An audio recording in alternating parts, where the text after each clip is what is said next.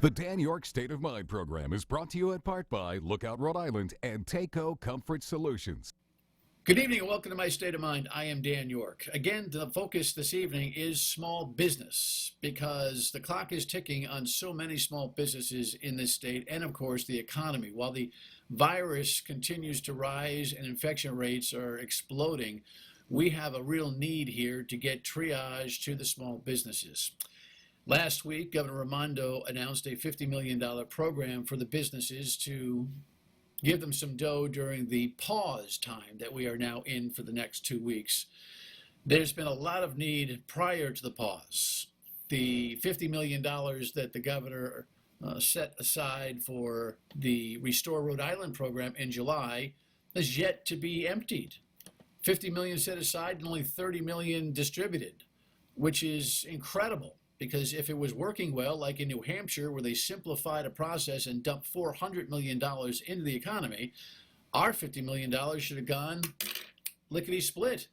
Instead, it lingers. I fear the same with this new $50 million because, again, the restrictions in the application process are arduous.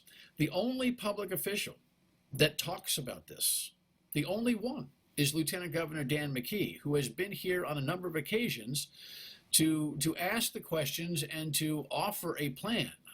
The governor ignores Lieutenant Governor, at least on the record, but I think she takes the notes. So again, tonight we'll provide some of those notes. First, here's a recap from last week with Anita Buffoni on the response from the governor. Small business owners rallied together Wednesday morning asking the governor to set aside more money to help struggling industries. We understand that we're in a pandemic, that it is a health crisis, but it's also an economic crisis, that what we have done so far is simply not enough. Shortly after, Governor Gina Raimondo announced $100 million in the state's CARES Act funding will be set aside, half for small businesses, the other half for a boost in unemployment. Businesses will be able to apply for grants up to $50,000. The grant size will be determined based on how much revenue that business will lose during the 2-week pause. You're a bar, you're a gym owner, you're a restaurant, you are eligible. So starting Friday, tax.ri.gov, apply. And our goal is to start getting the money out the door on a rolling basis as quickly as possible. Raimondo is asking small businesses to use that money to continue paying employees. This money is in addition to what was set aside for the Restore RI grants and the Take It Outside campaign. Small business owners didn't get the $150 million they were asking for, and the governor explained they should not expect to see more money set aside because the state's federal aid is dwindling. There's about $185 million in total unspoken for, and I just put out $100 million. So there's just not that much less. And so he is back here on the program. I wouldn't suggest he's looking for co-host role here on Dan Yorke State of Mind, but you know, I have to poke fun a little bit, Lieutenant Governor, and welcome to the broadcast again. You feel to me like a lone voice, not of petulance or problem. It's not in your political nature.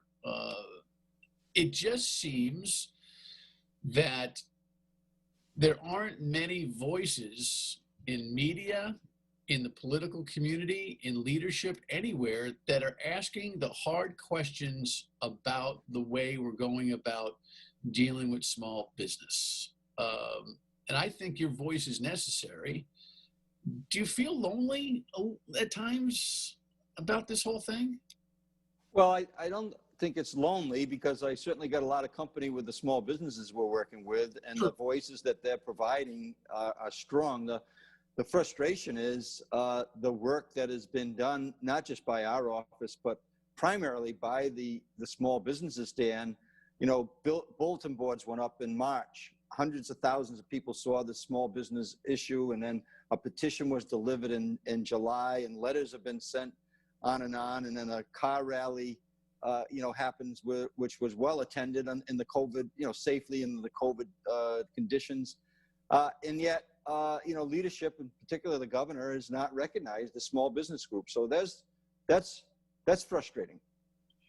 Yeah. Now, when we say that, you're talking about what has organically developed here during the COVID 2020 year, and that is the Rhode Island Small Business Coalition. It has a website, rismallbusiness.org.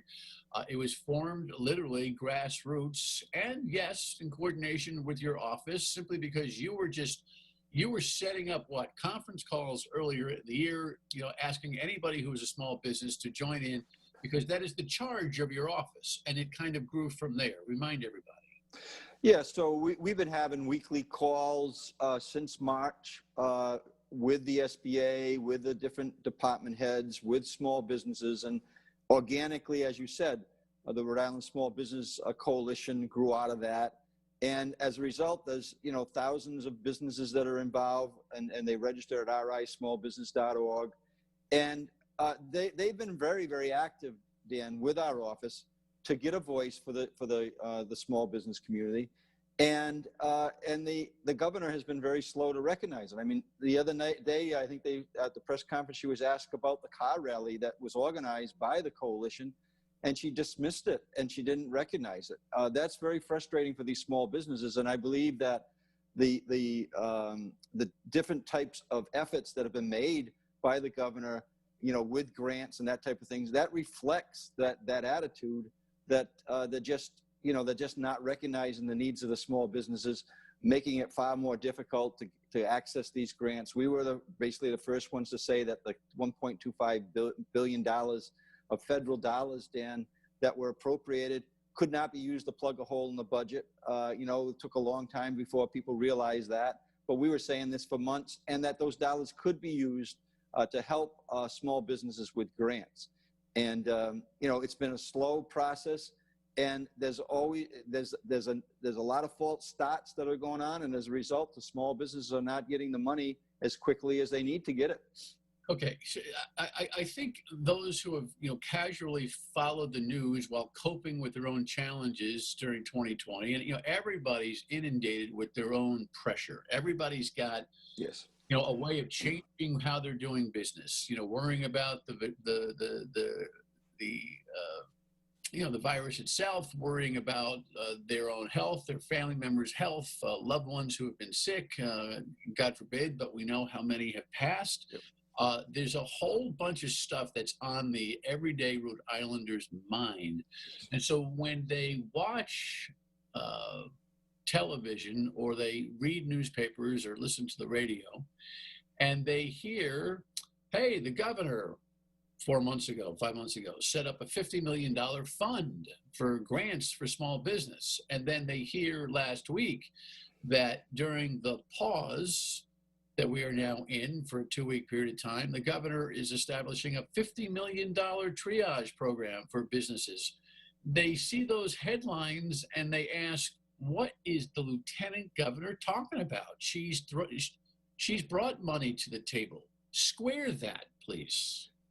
Yeah, so first I want to just say that, as you mentioned, the health issue is the top priority, and it's always been our top priority. Any of our calls, we're telling people, wear a mask, save a life, save a job, save small businesses.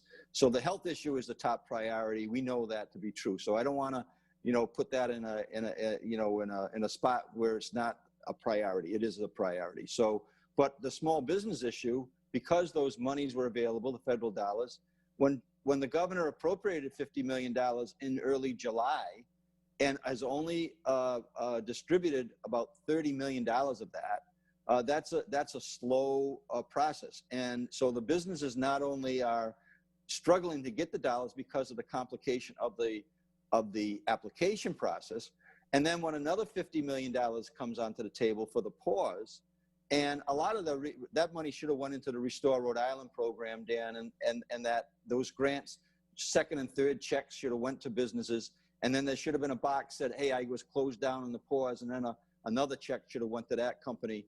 But when the $50 million now is appropriated for the businesses that are going to be closed down or impacted negatively by the pause, we just worked, 3-4 months to get out 30 million or 50 million, and now we have 50 million plus 20 million left, so 70 million, and we got about 2 weeks to actually commit those dollars to businesses to meet the deadline of December 30th. This is the problem. You can appropriate dollars, but if you don't distribute them, it doesn't help the businesses. Yeah, let me jump in only because I apologize. Zoom is tough for interruption, but let me just make sure everybody understands that July $50 million was really a reaction. The governor was hesitant to put any kind of fund out there. She wanted to hold money in case she had to plug the budget.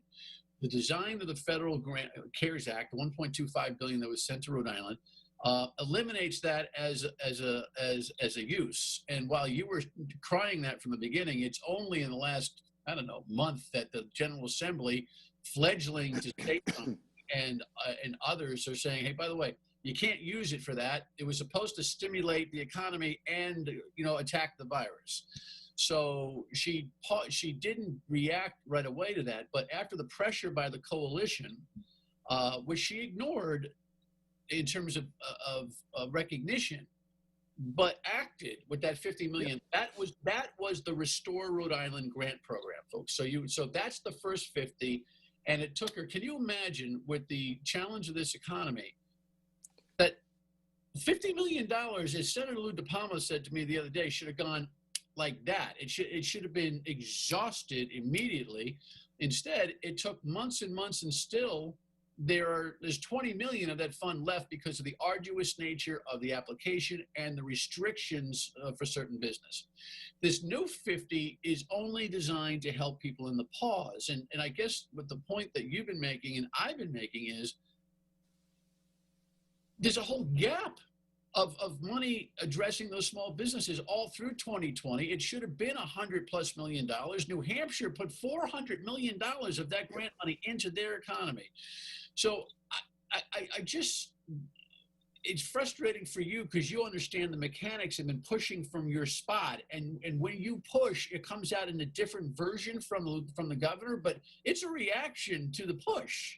And I think that's what I think drives you and a lot of other people crazy, that it's almost as if the governor is kicking and screaming to the place that you and the Small Business Coalition have asked her to go, correct? Yes, and the small businesses, it's no mystery that they're struggling right now, Dan, yet the application process actually has them like double down to prove that they're struggling. So it's been more and more difficult with those applications. The governor actually recognized last week that the initial application process was too complicated. They went at it again. It's still too complicated. They haven't, admitted that yet, but that's the truth. That's why the money's going out slowly. And then the process that has been developed right now that initially came out on the $50 million that was announced last week for the pause grants, that's way too complicated. And it's got formulas in there that we're talking to businesses right now that have got $40,000 of overhead. And right as the current standards is set, they might qualify for $500. So that needs to be changed, and hopefully they change it. Yeah, well, when we come back, we'll talk about that. We talked about that last night with Senator Lou DePalma, who had some of the same concerns. We'll continue with Lieutenant Governor Dan McKee on this small business triage during the pause on My State of Mind. Stay with us. Back to My State of Mind, Lieutenant Governor Dan McKee with me about this small business triage. The clock is ticking. The effectiveness of a $50 million second throw-in of CARES Act money by the governor is what we'll see. But the formula that they're talking about here, right now by design, offered by the Rhode Island Division of Taxation, talks about net profit as a formula. From 2019 in comparison, May of last year to May of this year, blah, blah, blah. I'm hearing in the last 24 hours that they may revisit the problem of that because no one's made any money. And businesses in their accounting show different kinds of ways to address their returns and their P&Ls. This ought to be just on gross sales, right? This is how much revenue I generated on top last year. This is what I'm doing this year. Here's what I know I'm going to lose in the pause.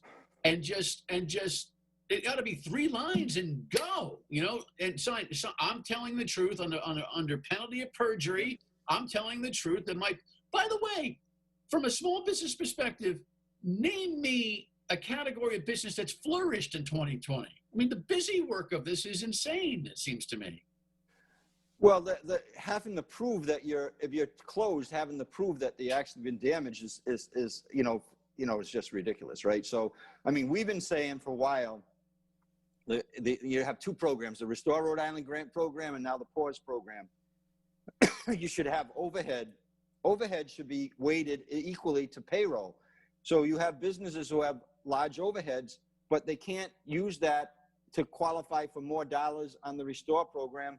And right now, they're not allowed to use that in the this grant program, the Pause grant program. Yeah, you could do gross revenues. That's a possibility. But overhead is what they need to pay, and that's very easy to detail, Dan. I got this much rent. I got this much utilities. I got this much insurance, right? I got this much payroll. That's what's not being factored in here is the overhead, and that's what's driving the businesses out of business. That's what's going to cause the businesses to fail if they can't pay their rent, and the landlord says you got to get out because I can't pay my mortgage. So the overhead is far more is the most important thing right now that needs to be factored in on both grant programs. The gross revenues, that's fine, but the overhead's a lot easier to detail. Okay, it makes sense to me. I just think that if you're looking for a formula for net profit, I mean, it's an exercise in futility. And by the way, let's remember something. For those of you who don't run small businesses who are thinking, what is this gift of money? This is an infusion into the economy because all that overhead is payment of bills to other businesses, right? I mean, and we agree with the money for the unemployment. In fact, in our request, we asked the governor to appropriate dollars in particular for the employees that are going to get impacted by a pause. This is a holiday season, and we know that they're going to struggle, and you've reported that.